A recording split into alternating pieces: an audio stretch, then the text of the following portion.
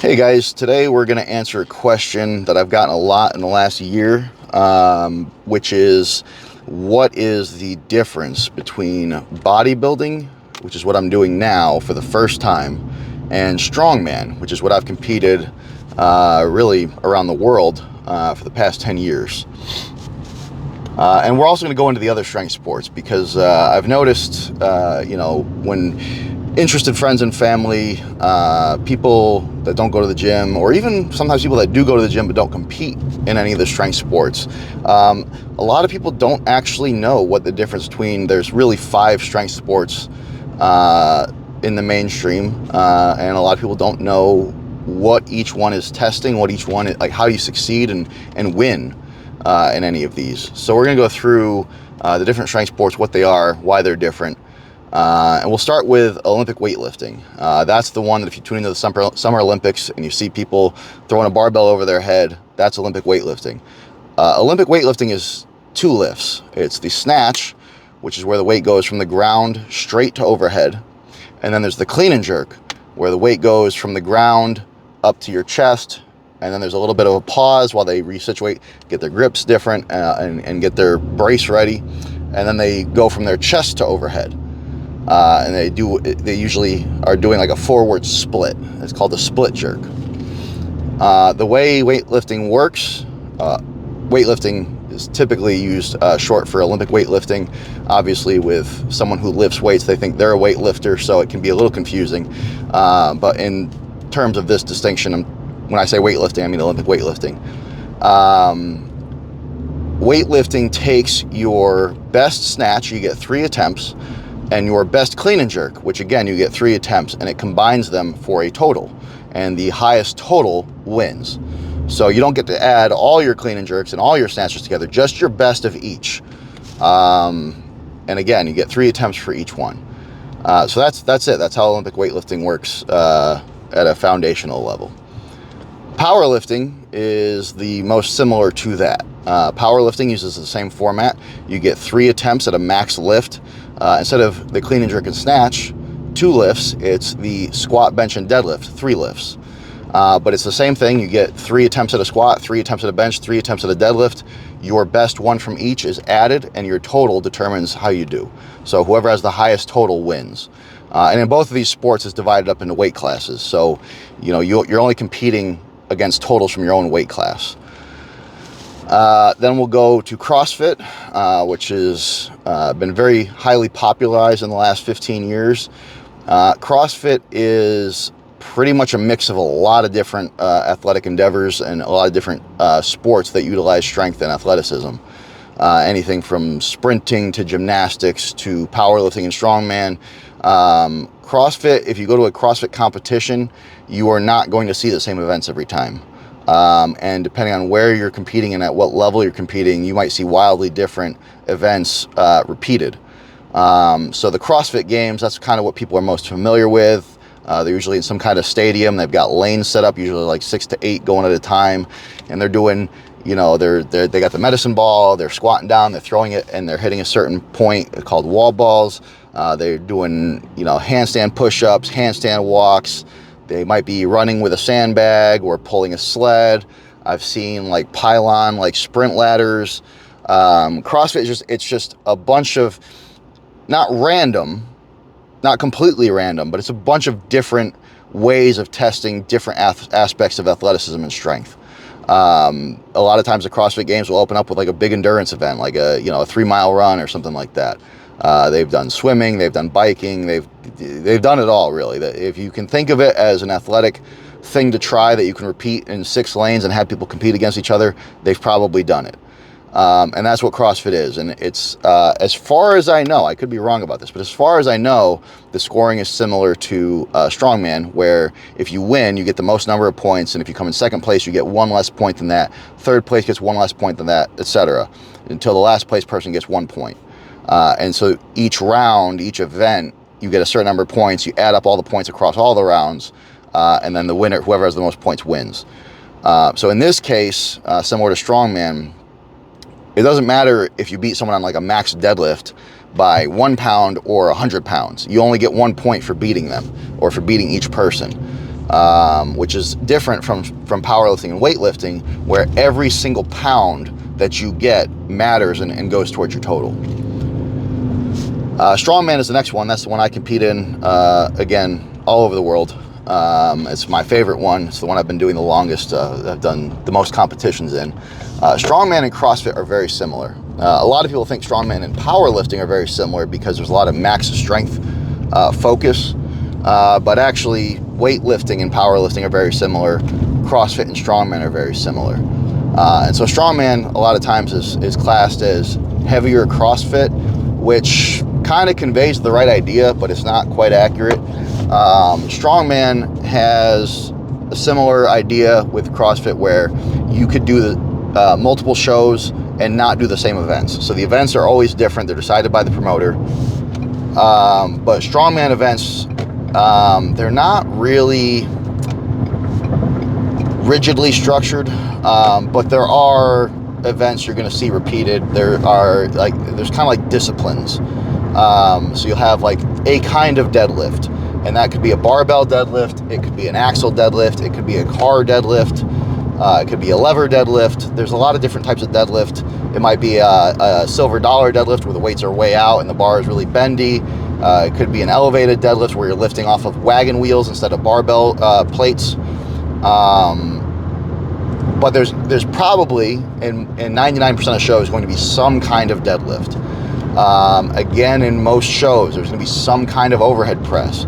Now, that could be a log clean and press, an axle clean and press, could be a Viking press. So that's where you'll see like common disciplines in Strongman. And sometimes it'll be for max weight. Sometimes it'll be a set weight for max reps. Sometimes it'll be a speed thing, like you'll see farmer carry, or sandbag carry, or truck pull, or something like that, where the fastest time wins.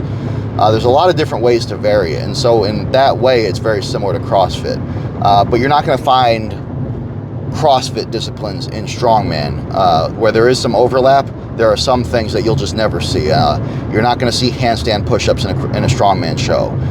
You're not going to see handstand walks. You're not going to see pull-ups. And if you did see pull-ups, they probably wouldn't allow kipping or butterfly pull-ups because everyone hates those except for CrossFitters. So that's where kind of the distinction is. Again, there's no rule book saying what events are or are not Strongman. But if you were to host a Strongman show with handstand push-ups, one, you're probably not going to get a federation to sanction it, so it would be an unsanctioned show. And two, probably no one's going to sign up for it except for CrossFitters, and then it's a CrossFit event. That's just, it's not specifically not allowed in Strongman, but it's not a Strongman event.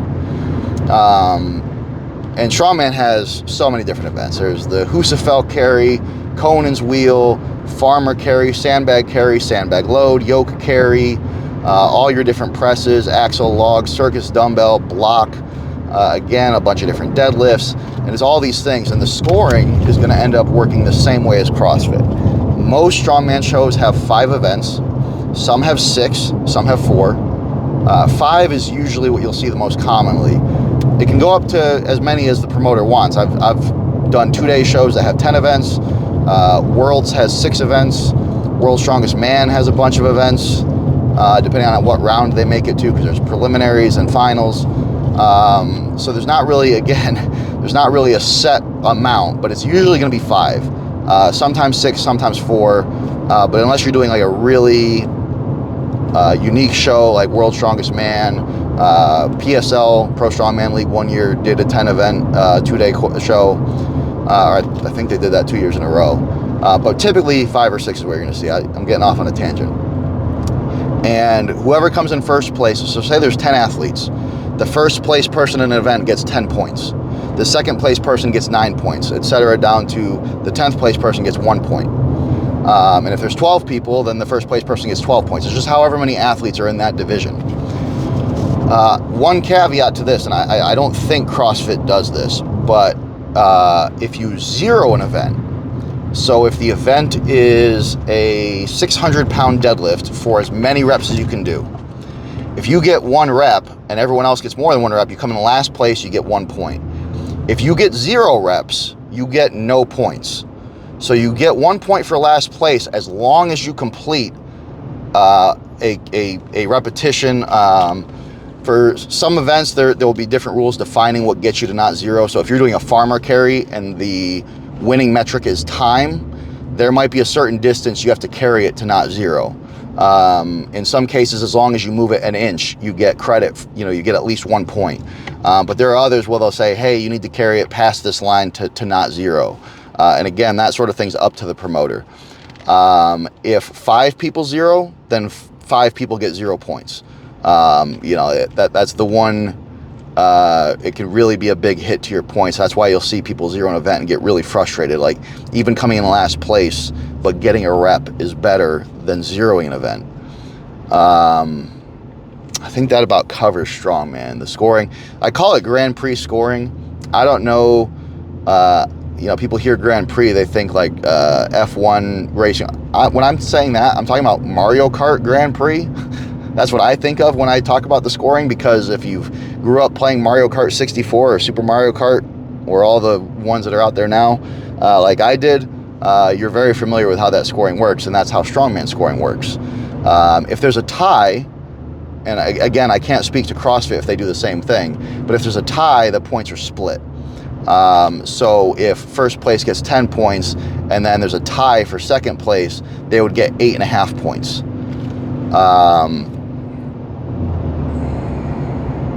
Yeah, I think that covers strongman. So then here comes bodybuilding, and this is where people, they've seen that I've been training and competing for 10 years. So how am I suddenly a novice, an amateur? How am I a novice in this sport? That where I'm at the gym and I'm training the way I always have, and I'm eating similar to the ways I have. How am I a novice now? Bodybuilding, it doesn't matter how strong you are. And in fact, when you're on stage competing in bodybuilding, you're typically going to be very weak and very prone to injury, because you're dehydrated, you're in a very deep caloric deficit, you have very little body fat.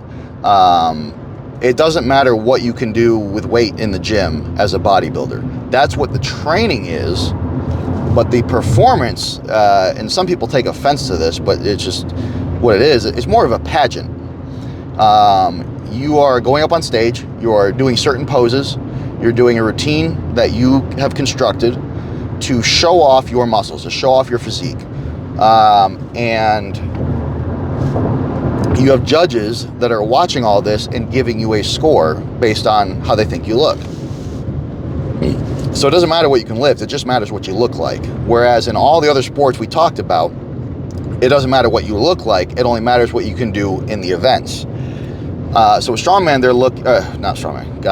with bodybuilding, they're looking for symmetry, they're looking for muscle size, they're looking for proportions.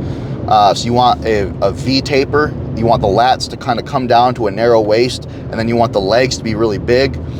They're looking for conditioning and for leanness and dryness, so they're looking for muscle striations, they're looking for visible definition, and they're looking for all of this to meet like a certain standard. So the closer you are to that standard, the bigger your muscles are, the more striated they are, the drier you are. All of these things go into your score, your maximum, whatever your best is going to be. I don't actually know how too many of the specifics work. I'm learning as I am immersed in this sport, and obviously as I get closer to my own show, I'm gonna have to become very familiar with it. But there are three different classes in men's bodybuilding. So there's men's physique. That's where you see them wearing the board shorts. And in men's physique, your legs are not really judged. If you have really skinny legs and it just looks ridiculous, that will count against you, just from a perception. But you don't need to train your legs and get big legs and focus on your legs to do well in men's physique. It's not a judging criteria. And the board shorts cover all that up, because you're not supposed to be looking for that anyway. I think a part of that is so that the judges aren't subconsciously being, positively or negatively impressed by the athlete's quads, and it would look ridiculous if they were wearing pants. So I think that's what that's for. Classic physique, that's what Arnold Schwarzenegger is famous for. That's what he popularized. and that's the division that I'm intending to be in. And with classic physique, they are looking at everything. So that's where you're wearing the Speedo. And so you do need to train your legs. You do need to have, the V-taper, or the X-frame, I guess you could call it. And so there's going to be a certain weight limit for your height.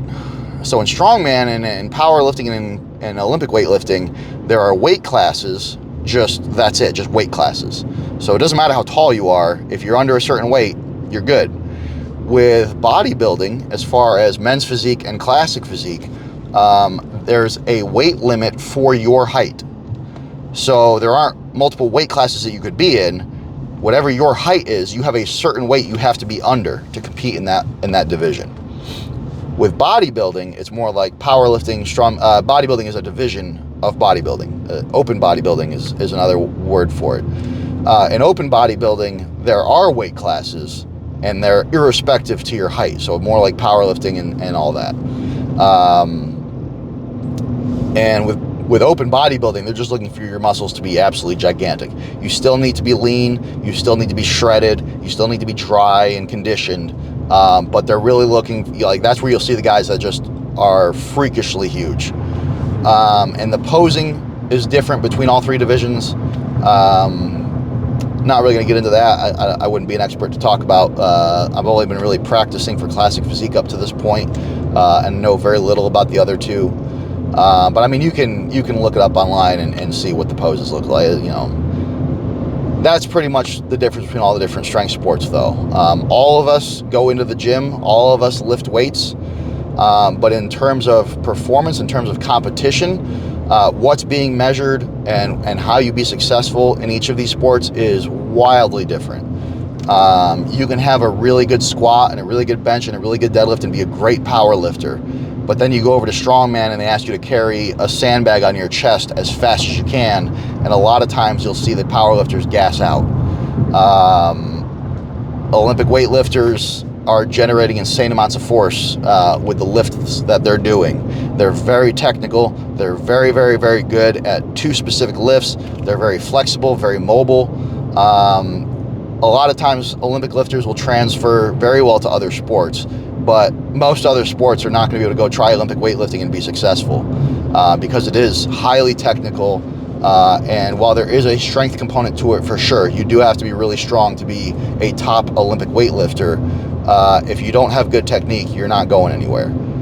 And then CrossFit is just, CrossFit is CrossFit. But yeah, if you like this sort of informational content in addition to the stuff I'm already doing with getting ready for bodybuilding, with some of the strongman coaching and competing and stuff like that, do the like, subscribe, comment, share, all that stuff. Coming up with more different things to put out here. I'm trying to cover more stuff like this where it's just general information that a lot of people don't know that I can explain for you because I'm familiar and kind of immersed in all of these sports and have been doing strongman and powerlifting and now bodybuilding, and I've been doing all this for over 10 years now. And so yeah, I'm just trying to share that information with you guys. Answers questions that might not be as common as you'd expect. I'm here for it. So yeah, let me know what else you want me to explain or go into. If there are any lifts you want me to talk about, how to do them, and because I've been getting some questions in my DMs about that sort of stuff recently. About am I doing this right? How do I do this lift safely? How do I do it correctly? How do I do it for maximum benefit? So if you have stuff like that you're wondering, drop a comment. But yeah, that's it for now. I'm actually about to go to the gym myself.